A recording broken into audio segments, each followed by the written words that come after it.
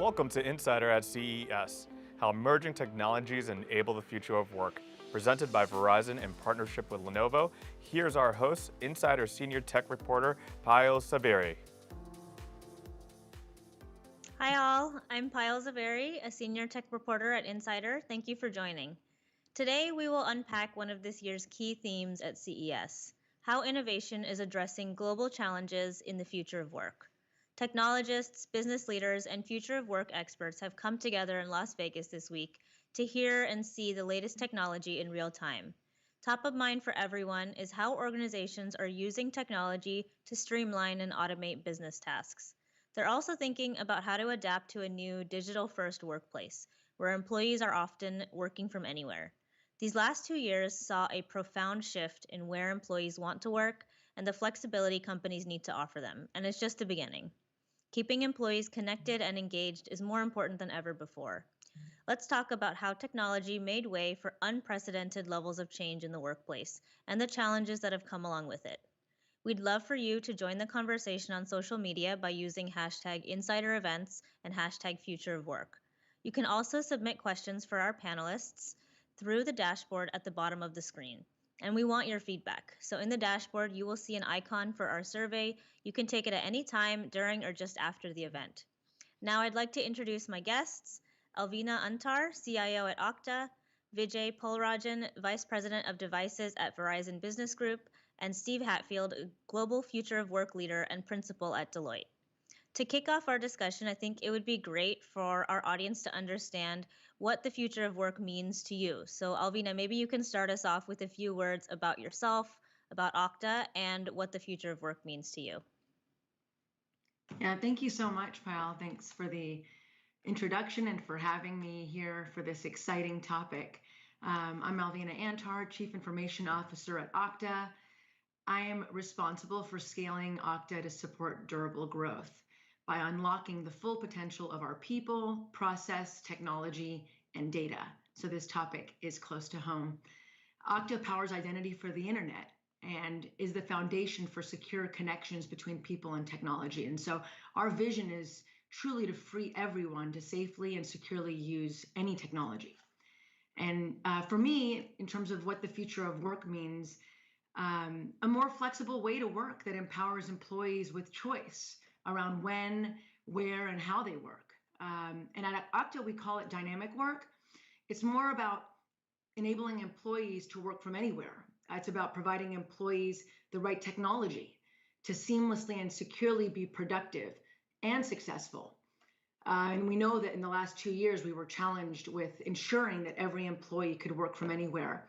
And we've been in a position where we can now attract and retain any talent, more diverse talent all across the globe because of our positioning of dynamic work and the future of work. And so, it really is around empowering the most successful and productive selves for all of those that are positioned to be successful. And I'm excited that we're now finally in a position where we can have that flexibility and we can be in a position where individuals have choice and they have work preferences and they can collaborate and exchange and balance their commitments with their personal life along with their commitment to be successful at work. Great, thank you so much. Vijay, would you mind telling us a little bit about yourself, about Verizon, and kind of what the future of work means to you? All right, thank you, Payal, and good morning and good afternoon for the folks that are listening in. My name is Vijay Polrajan. Myself and my team have responsibility for devices for Verizon Business Group, addressing customers in the small, medium business space, large enterprise, as well as public sector entities. Devices could mean a lot of things for business customers. But my team and I have responsibility for a wide swath of devices that our customers love and use. These could be things as simple as smartphones and tablets that most of us are very familiar with, but also other complex products and devices like 4G or 5G enabled laptops, fixed wireless devices, and emerging needs for edge compute and private network use cases. At Verizon, we've been a premier provider of wireless connectivity for our customers. So this topic of future of work is very relevant and very meaningful for us to talk about today.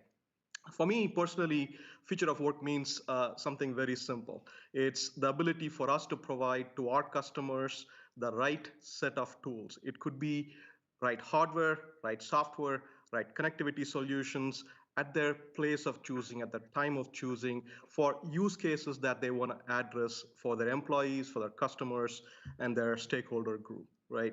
And if the past 2 years or 3 years have taught us anything, it's the pace at which things have changed for our customers, right? Imagine 3 years ago, the amount of video conference calls that we are in today didn't quite exist back then. The fact that as companies like Verizon, companies like Okta have transformed themselves to address unique solutions for our customers, be it video conferencing solutions or even extending that into other collaboration solutions that have enabled significant amount of collaboration between employees, between employees and customers, have been at the forefront of what we've done. So it's not just today that we're excited about, it's also about future technologies that's going to define the space as technologies like 5G matures, things like private networks takes hold, metaverse takes hold. We'll talk more about it as the conversation goes today. Thank you. Steve, would you be able to tell us a little bit about yourself and what you do at Deloitte and what the future of work means to you? I know it's a topic you're always thinking about. Thank you, Pyle. Very excited to be here. Very excited to be in this conversation with Vijay and Alvina. I often say to people that I have the coolest job. So I am the Global Future of Work leader at Deloitte. I'm responsible for how Deloitte shapes and thinks about this topic in the marketplace, the research that we're doing, and the way in which we're helping our clients navigate all of these changes that are taking place. We began to see some of the future of work dynamics through our Human Capital Trends report, the largest longitudinal study of its kind. We're actually publishing the 12th year of the report next week, so stay tuned. And the firm asked me to take on the role of our Global Future of Work leader back in 2017, at a time when the conversation really wasn't as robust as it is now in the market. I mean, the acceleration of the pandemic has shifted the conversation dramatically. But I've had the pleasure of watching these trends both pre-pandemic and post. And throughout all of it, it's long been a story of how do we adapt to the exponential dynamic of technology and how it's growing and changing so rapidly, along with the societal and demographic changes that are taking place. And how are these all coming together in a way that transforms work, workforce, and workplace? And that's how we think about the future of work. And I'm very excited to continue the conversation because it's a world of opportunity in front of us if we can tap into it correctly. Definitely. Thank you all for sharing. So I think I'd like to start off with a question for Vijay and Alvina about how have your companies tackled the future of work? You know, kind of on a basic level, what new tools and practices have you guys adopted in the last few years? Vijay, would you mind kicking us off? Yeah, absolutely. Just like we talked about, the past 3 years have transformed the way we work, right? One fine day back in March of 2020 is when we decided that hybrid work is going to be needed for us to get through the pandemic. And we've done several things at Verizon to make sure that our employees are able to work effectively and they're able to effectively address customer needs wherever they are. So we started off with obviously hybrid work policies that was well defined, well communicated to our employee base in terms of what's needed from them, what's needed to be provided to them. So things like video conferencing solutions was one of the first things we deployed. Our house brand, Blue Jeans Video Conferencing, was deployed widely for all of our employee base so that they can collaborate with each other very effectively. On top of it, we relied on traditionally known cloud collaboration platforms to enable employees to continue their brainstorming, whiteboarding type sessions that typically had in the past happened in office spaces. We've used those technologies to make sure that employees, both internally among themselves and most definitely with customers, are able to collaborate seamlessly and document those ideas and take them forward effectively as well. And last but not least, we've also, on a forward-looking basis, deployed some technologies that are starting to emerge, and we'll talk more about it in the context of mixed reality type use cases where our field engineers are now utilizing some technologies to enable see what I see type use cases to troubleshoot issues that customers have had back with the central office. And these are techniques and technologies that we've deployed so that we can enable significant collaboration between our employees. Got it. Got it. Alvina, how about Okta? How have you guys tackled this challenge of the future of work?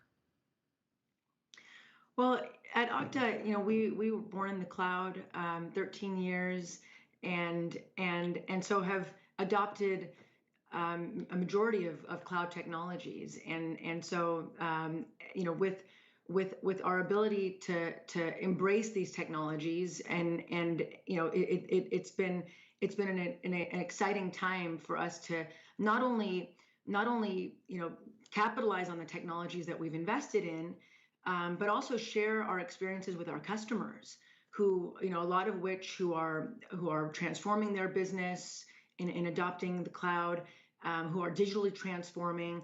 And we've shared examples with integrations, through our Okta on Okta efforts, with integrations to majority of the cloud collaboration technologies, technologies like collaboration tools like Zoom and our communications platform, technologies like Lucid Spark or Miro for whiteboarding, which is extremely important, especially in a remote dynamic work environment.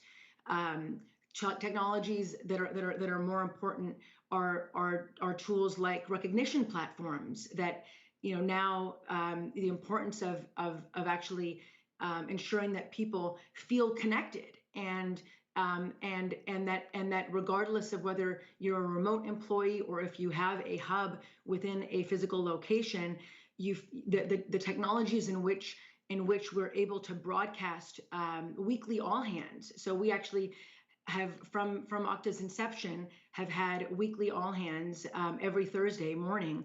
And for employees, regardless of where they are, 6,000 employees, to feel connected and to feel as though that they are part of the discussion, whether they're at home or whether they're in one of our locations, has been critical for us. And so continuing to invest in technologies and creating an experience that is not only seamless but also secure, right? And more importantly, secure. And so that's been a huge opportunity for us to really capitalize on cloud technologies and actually share our own experiences with our customers and partners. Got it. Steve, what about you? What do you often hear from clients that you're working with? What are the main kind of like projects and initiatives that you're usually advising them on? Well, I think initially after the pandemic struck, the thrust was very much in the space that Alvina and Vijay are talking about, like how do we operate in this virtual world? And as it unfolded further, I think it became much more about, well, is the digital workplace and the physical workplace actually designed for the future that now exists? Did we actually think about it with sort of humans at the center? Did we actually design it in a way that makes it easy for workers to connect and easy for us to get what we need to get done? Did we create the technology in such a way that when you're in a physical workplace and you are operating with folks that are virtual, it all feels, as Alvina pointed out, like inclusive and equal, and there's that sense of connection and belonging. I mean, we did a study with Gartner. The typical knowledge worker will waste about 32 days a year doing things like toggling between the apps on the desktop or saving work that's been lost. We didn't really think about it in the way that it was designed over the first and second industrial revolution. So that's one of the things that we're helping organizations think about. The other one is that now that we're all on these digital platforms, you can start to source talent anywhere. Alvina pointed that out globally. So it shifts the dialogue on who is your workforce really? What is the ecosystem of players that come to the table? How do we think about the different talent models that can bring different players to the fore to get things done when you need them, source the skills you need as you need them.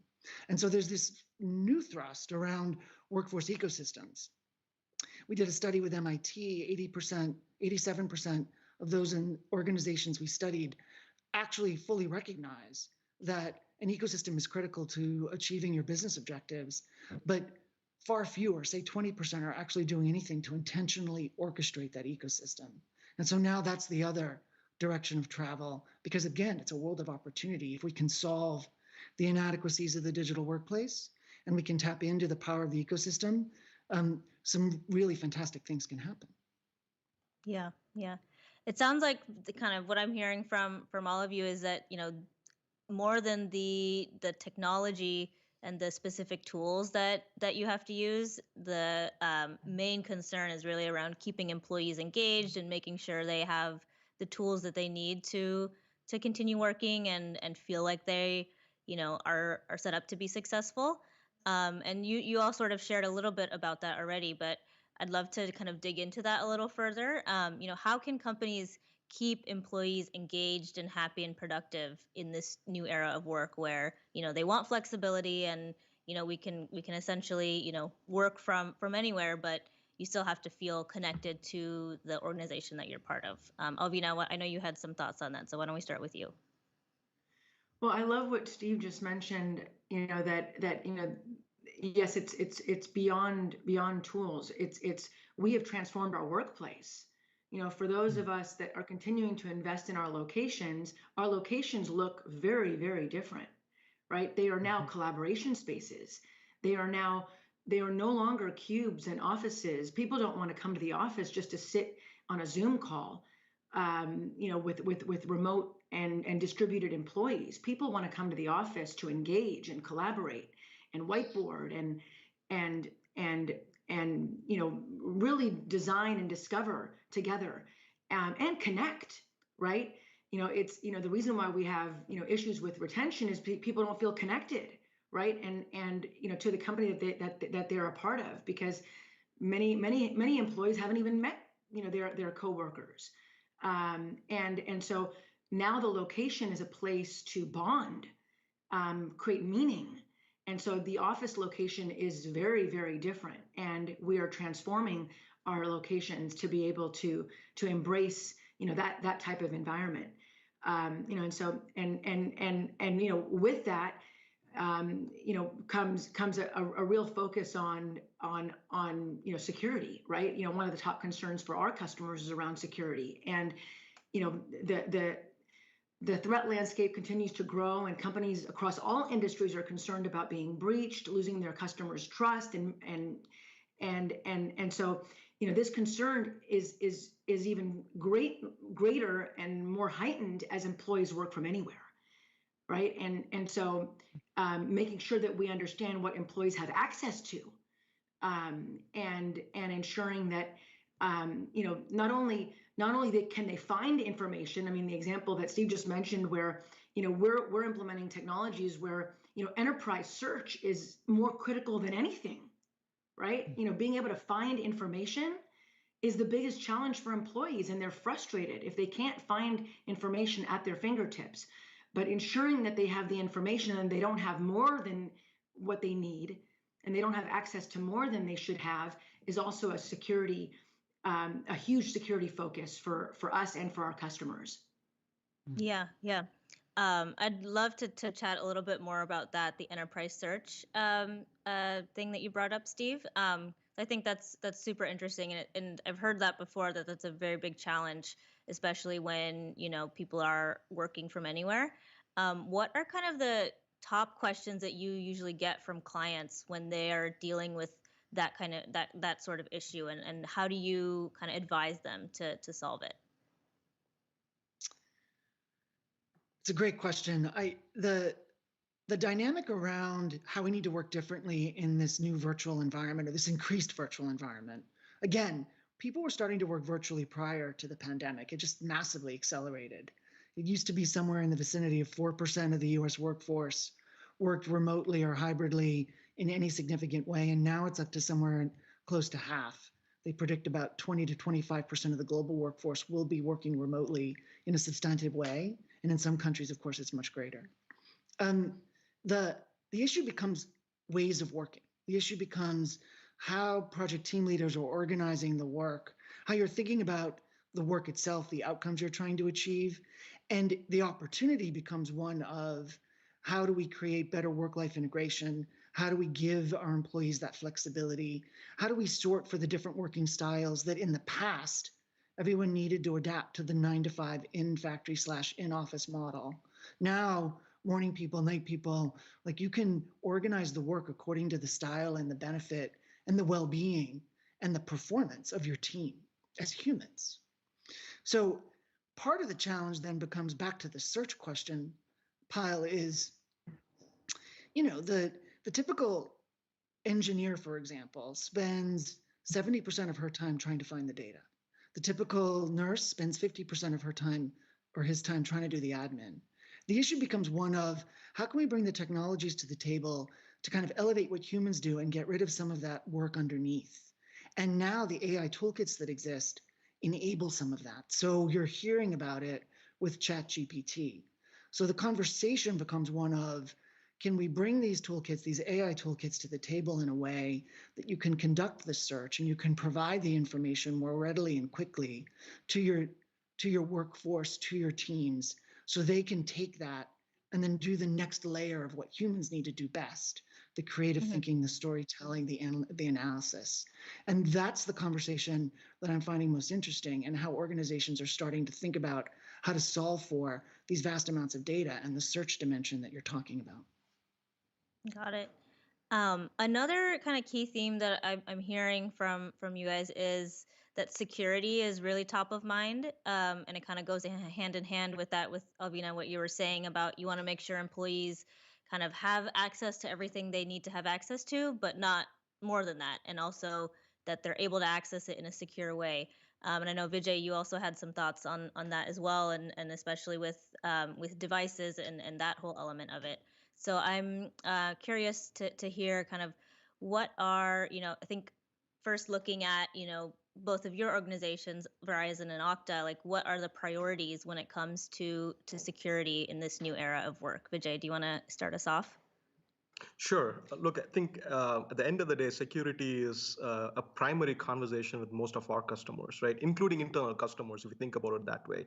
One of the things, for example, that we've done over the past couple of years now is equip a bunch of our sales professionals with a 5G connected Lenovo ThinkPad device that is primarily used for conversations with customers when you go to visit a customer location, not searching for Wi-Fi or public Wi-Fi. We are taking some basic considerations into fact to make sure that the conversations with our sales reps, is done in a secure way, right? So we're demonstrating that back to our customers in terms of the art of the possible there, right? But having said that, if we take a step back and look at, I think Alvina mentioned this before in terms of the security posture, in Verizon's data breach report that we publish annually, if we take a step back and look at it, 82% of data breaches have some sort of misuse or errors, human errors, that end up in those data breaches, right? In some cases, it's connecting to an unsecure public Wi-Fi. So these are some of the fundamental conversations that we are having with our customers. Like I said, both external customers that we deal with on a day-to-day basis, but also internally in terms of how our employees, as they go to customer facilities and as they go to the field to fix network issues, how are they securely transacting data with our network or with our customers' network. And having said that, one of the things that we're continuing to communicate to our customers is the value of connecting through a secure 5G network, as opposed to a public Wi-Fi. There are some customers, especially in the large enterprise and public sector space, where they are starting to lean solely on wireless technologies like 5G as opposed to relying on public Wi-Fi, and they're having policies put in as part of their IT architecture to eliminate the need for public Wi-Fi as part of policies that get enforced on devices. So that's something we're starting to see as an emerging factor in our conversations with customers. Got it. Alvina, did you want to add anything there? Yeah, I mean, I'm just happy to hear, how what I hear a lot from all of our customers, right? And what we've done internally, and what I'd love to share here, and what I share with many of our customers is, just our focus has been on the passwordless experience for our employees, right? And through our efforts and our huge focus on our Okta internal efforts is to really showcase the power of passwordless and how driving that passwordless experience for our employees shapes a more secure environment, right? Where they have access to all the information, all the technologies they need to do their job based on their role, based on the persona at time of entry. So we through our own product and through integrations with our Okta Identity Engine, we support our pre-employee onboarding. So based on an employee's persona, we then grant them access as part of onboarding. We then, for offboarding and provisioning of applications as well as deprovisioning of applications is all done seamlessly, and access for employees is done in a passwordless environment. And that is the future, for us, is to ensure that, not only are they having a seamless experience because we know what they should have access to and they're able to access it in a passwordless way. It's also ensuring they don't have more access than they need. And so that experience has been a huge win for our employees and for our customers. We're also shaping, that similar experience for customer identity, right? So this is not just employee identity, but also creating a seamless and secure digital experience for all of our customers. And so that's been a huge focus for us, and it's been game changing in terms of the experience that we've seen in shaping the way that customers and employees experience technology. Mm-hmm. Got it. Steve, did you want to add anything? Any insights that you've heard from the clients that you work with? Well, it's interesting. I love what Alvina just said about the password and the passwordless. Like, that's nirvana, right? But that's a nice example of the kind of experience that's created in the digital workplace that leads to one feeling fatigued and drained and sort of doesn't really support kind of that wow factor that you're looking for. And so those are the sorts of things that I think are emerging that we are watching really closely. The conversations with our clients continue to be a bit more about what can one do around the digital and physical workplace to create that workforce experience, to elevate humans in the center of it. And in that conversation, often it's about, well, what deliberately do you want to create? What wow factor do you want to create along with the safety factor, along with the efficiency and productivity factor? And how do you bring all of that together in an interesting way? Organizations have gotten very good at thinking about that in relation to their customer. They're now thinking about it much more about it in relation to their workforce. Definitely. Did either Alvina or Vijay, did you guys want to add anything to that? I love the point that Steve just mentioned. We've always focused on our customers. Everyone loves our customers, and that's always been a huge priority for us and for all of our customers.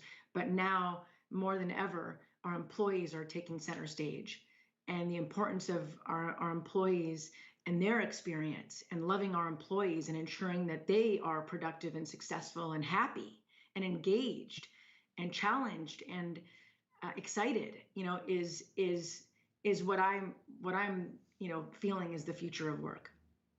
Yeah. And the only thing I'd add to what Alvina was saying was very similar to what she said. And what Steve said as well is, it's important for us to gather that feedback from our employees, definitely from customers as well, but it's equally important to gather that feedback from our employees in terms of what's working for them, what's not working for them, what are customers saying. At Verizon, we have a very formal way of collecting that feedback, and with leadership sponsorship, there is follow-ups on the set of feedback that we get from our employees and act on them, right? In the context of employee engagement and employee happiness, that becomes a very important factor for us to manage. Got it. Got it. That's really interesting. Is that something that you had in place pre-pandemic as well, or is it something that kind of emerged over the last few years? It's something we've always done, listening to our employees, because they are, one step removed away from a customer, if you really think about it, right? So it's important to hear what they are hearing from their customers and what they are feeling, like what's working for them, what's not working for them. What we've done over the past couple of years, though, is really tune those topics or points of feedback that's relevant to what's changed over the past couple of years. Now, think about the policies we've instituted around hybrid work. Think about the equipment that we've provided them or the technology that we provided them, right? What's working for them within that space? What's not working for them? Should we do more of? What should we do less of? That's the type of feedback that we get back from our employees and act upon it fairly immediately. Got it. Got it. Um, I think we talked about kind of some of the main challenges and main things that are top of mind for future of work. I think in the last few months the conversation has sort of shifted a little bit given kind of the current economic climate and the need for companies to cut costs and things like that. And I'm curious, has that led to any changes with companies' priorities when it comes to thinking about future of work or investing in the new tools and technology that enable that. So maybe Steve, can you kick us off with what you've been hearing from clients? Sure. Over the last 2 years, the labor dynamics and talent shortages have been top of mind for CEOs. We've done a study with Fortune, and it's consistently shown that only until the last pulse that we did about a few months back did inflation finally take the center stage. But even then, labor shortages and talent dynamics were sort of a close second. And so, as you're looking at the latest labor data that just came out, we're still dealing with a very strong labor economy, around 10 million open jobs, about 1.8 per available worker. And so even as you're hearing about the layoffs that are happening around even the tech talent, which is getting a little bit of the attention right now, that tech talent is stepping into a market where there's 10 million open jobs. That tech talent is stepping into a market where the unemployment rate in the US is 3.7%. For tech talent, it's about 1.5%. And so I think that this conversation is going to continue to be very much front and center for organizations.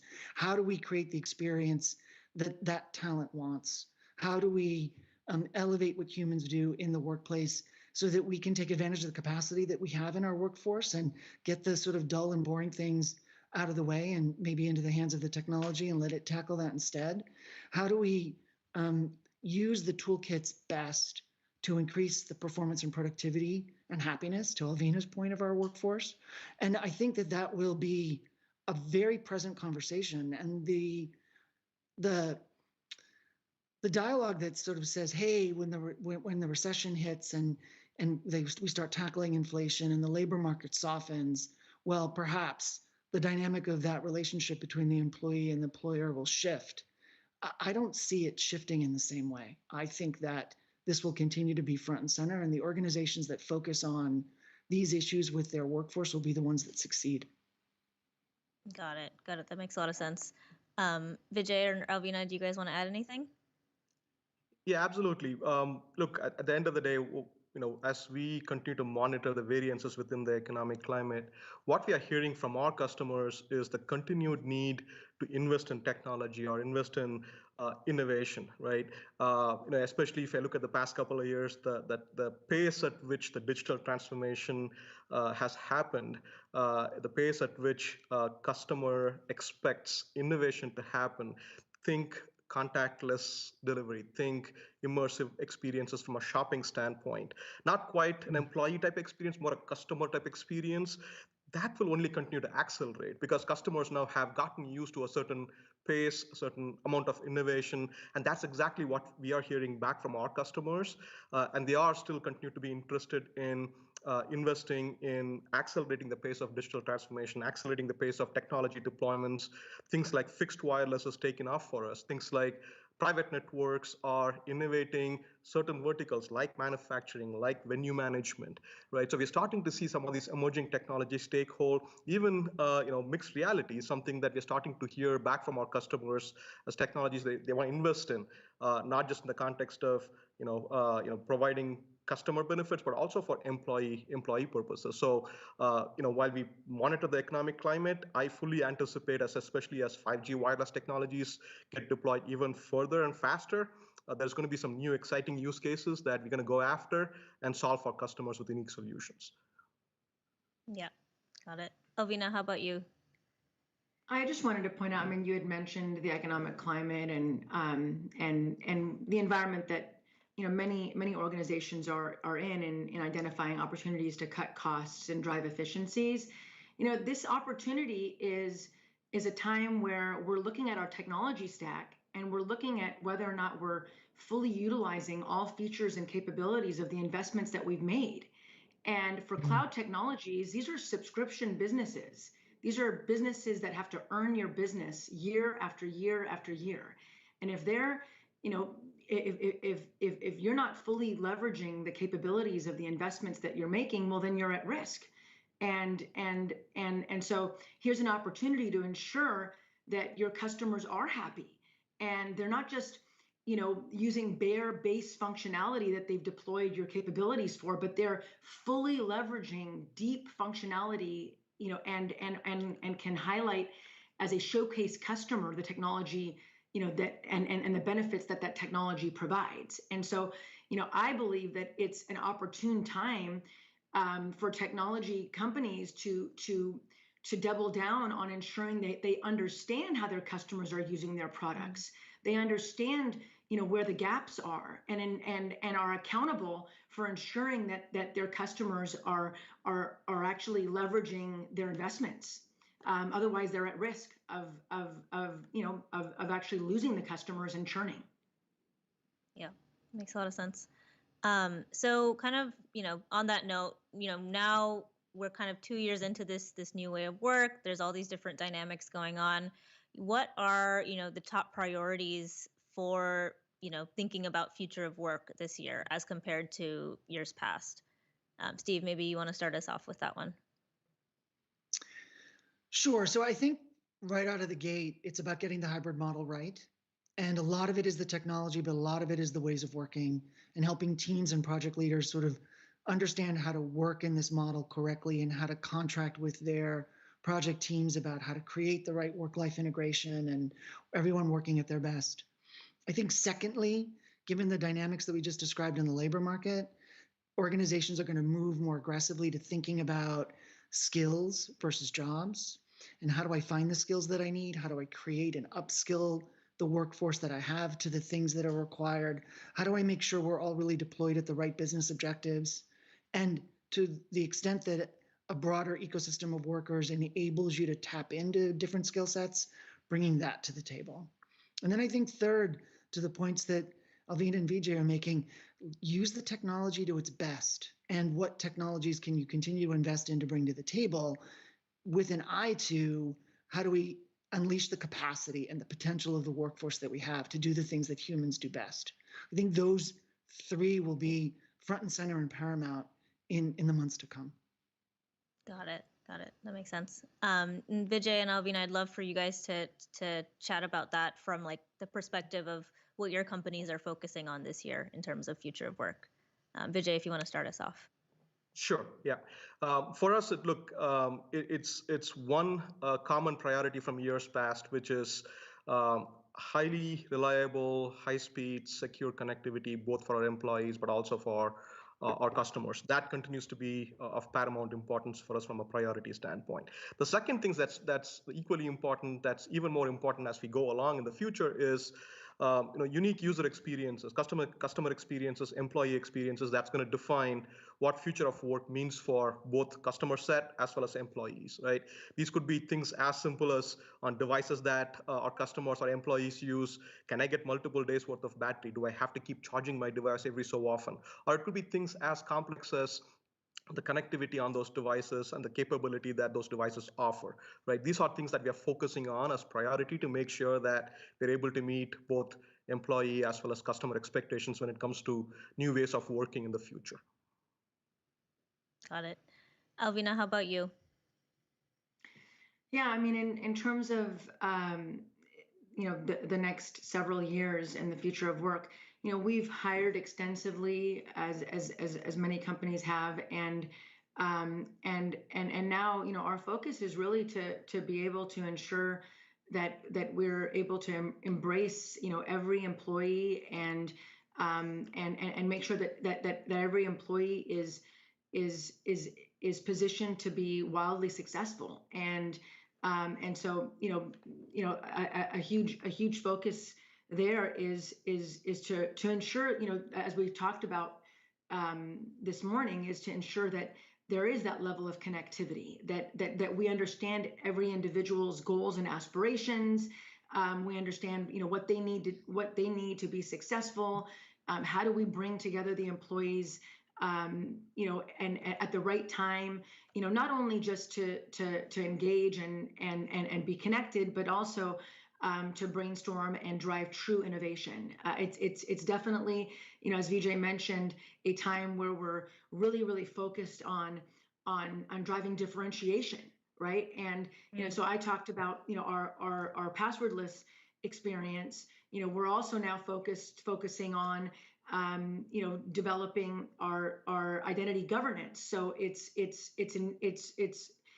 capability that allows for a much deeper opportunity for us to capture provisioning and deprovisioning of all the technologies that we've given to our employees. And so it's being able to truly embrace the employees and drive further innovation, not just within the technology that we at Okta provide to our customers and that we use internally, but also all the technologies that run our business.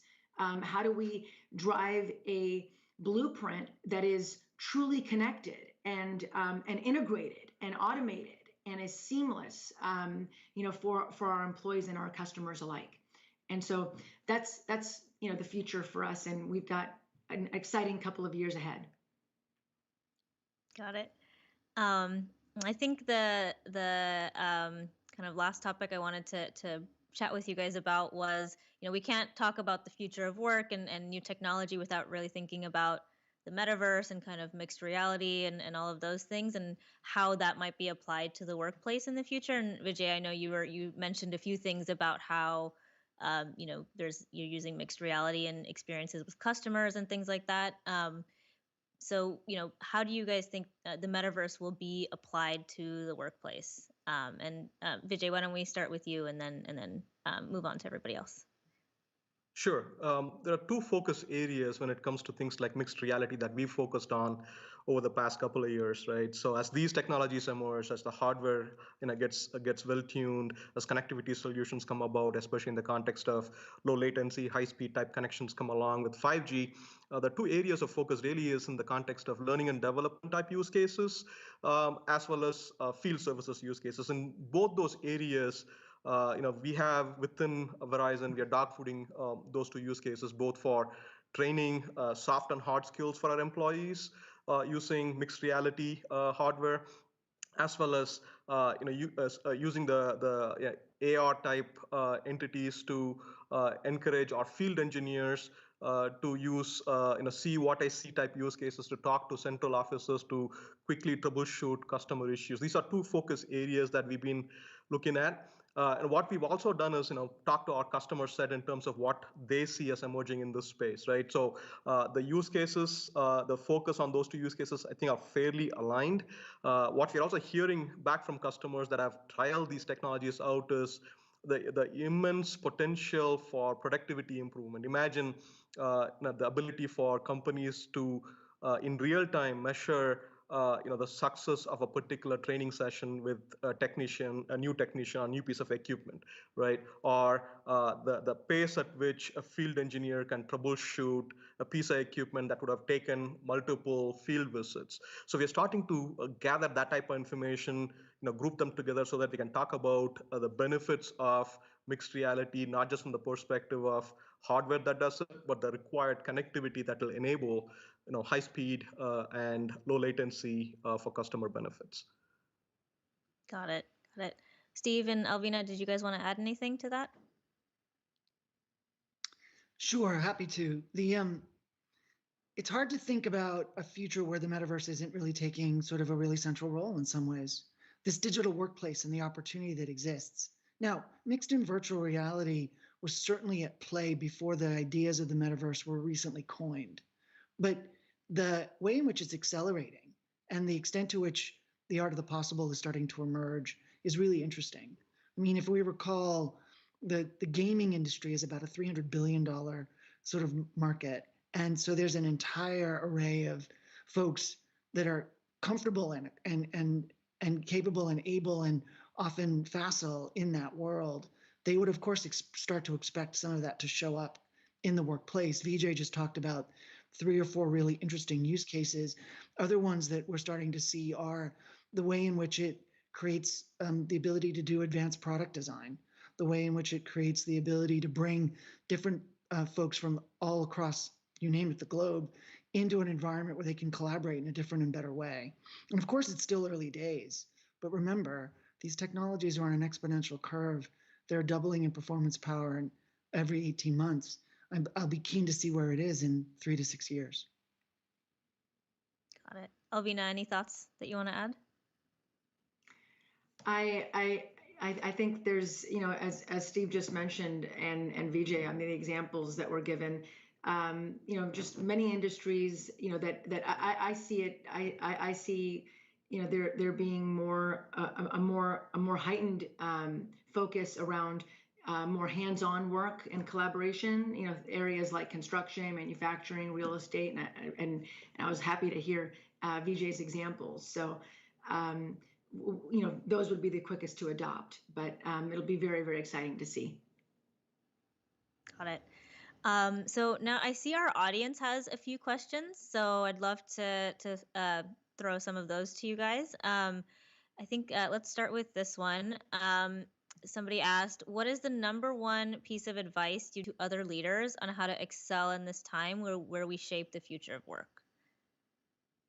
And I think if all of you can answer, or if one of you wants to kick us off, maybe Steve, if you want to kick us off with that one. Sure. I'm going to give you guys a preview to the Human Capital Trends report we're publishing next week, but there are 3 pieces of advice that we're offering leaders in how to navigate this world. One is you need to think like a researcher. You need to be open to a certain degree of experimentation and, exploration in terms of what's coming and how to bring it to life. 2 is you need to co-create with your workforce. You heard some of that from Vijay and Alvina today, but the level of worker agency that exists today and the engagement that you want to create with them, there's a co-creation that needs to happen. It's not top down. And then lastly, you need to focus on human outcomes. Back to that worker at the center and that elevating humans. But the more you focus on human outcomes, the greater the value you create. Those would be my first 3. Got it. Alvina, how about you? Yeah, I would say #1 advice is challenge the status quo, right? I mean, I feel as what got us here isn't really going to get us to the level of growth and scale and expectations that our employees require of us. And so if the way we worked in the past, well, and we've somehow managed within the last 2 years to evolve, the expectations are greater from every one of our employees, and those expectations require us to drive further innovation. And it's an exciting time for technologists to challenge the status quo and truly evolve and leverage technology, to provide the most incredible experience to all of our employees. Got it. Vijay, how about you? What's your advice? Look, I agree with everything that Alvina and Stephen talked about, but I'd articulate it this way. And this is exactly what we are doing, within Verizon, is be it employees or customers, listen, deliver, and measure. Right? Anything that we do, be it new technology, providing connectivity, anything that we do, we're going to follow these three principles on a go-forward basis. And that would be my advice back to leaders in terms of if you're dealing with your workforce or you're dealing with your customer set. Those three principles of listening, delivering to what the feedback is, and go back and measure: is it working, not working, and tune your delivery. Right? That would be my feedback and recommendation. Got it. I think just one more question from the audience.